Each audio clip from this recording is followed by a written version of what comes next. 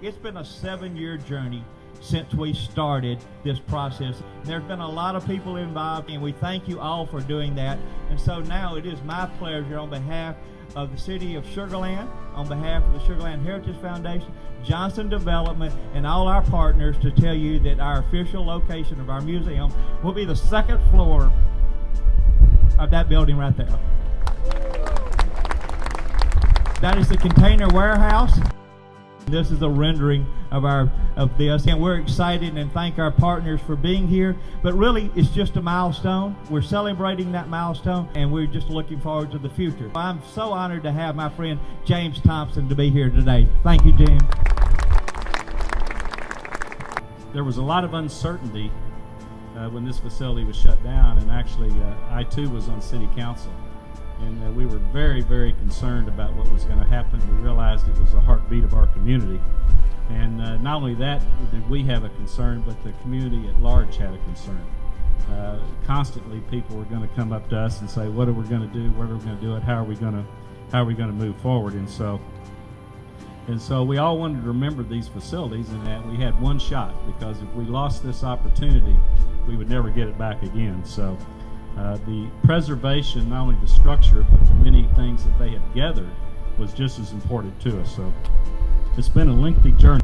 Let me talk a little bit about how this is going to fit into a bigger plan.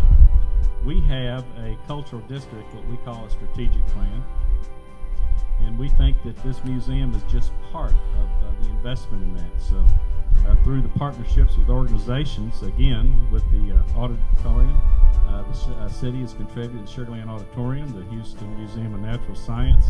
The Heritage Foundation will be part of that project, and also we will continue to contribute to additional arts in our city. We know that we have to build on these achievements, and just recently we've also created and commissioned the creation of the Cultural Arts Strategic Plan and Implementation Guide, which many of you have been part of. And so we recognized this need, and we have put it a priority. Just to give you a brief update on where we are with the design of the facilities, let me first start off with the concept plan. I know we talked about the container warehouse as the final location for the museum site. As you can see in the background, this is about the right angle right here, the silos in the background. Excuse me, the container warehouse is right here. And what we're proposing to do is build an additional facade to the right corner of the building for the Sugar Land Heritage Museum.